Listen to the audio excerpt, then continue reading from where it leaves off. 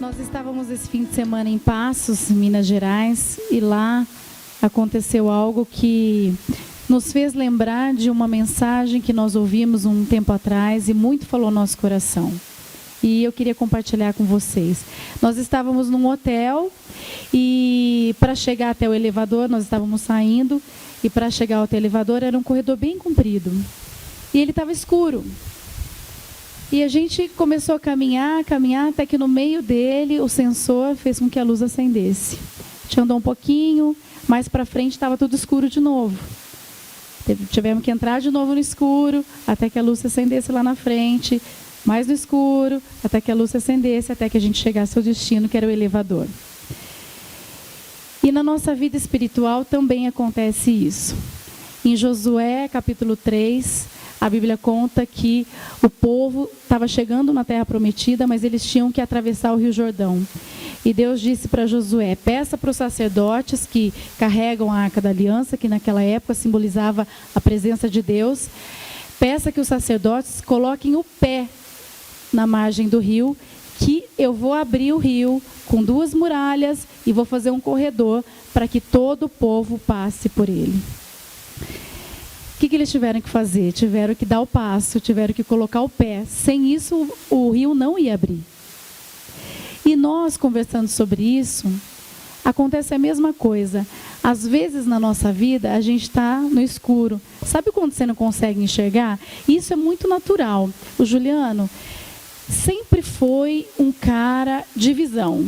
Ele sempre planejou muito, isso quem conhece a história dele sabe, desde a vontade de ser jornalista, tudo que ele fez, teve que trabalhar, ser jornaleiro, trabalhar em muitos lugares, né, passar fome, até que alcançasse a apresentação dos telejornais. Ele sempre teve visão.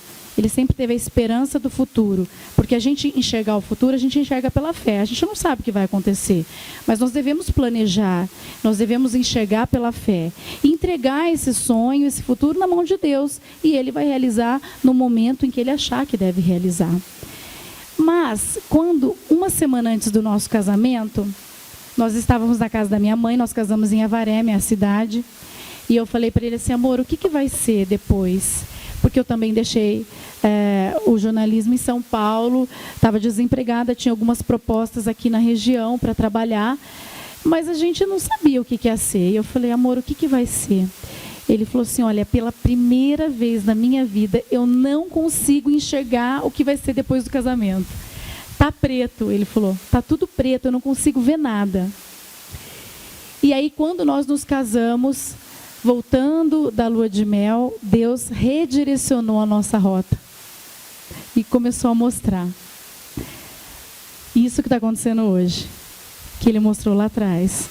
Demorou para o Juliano sair um pouco da TV, mas o Senhor redirecionou depois que nós demos um passo.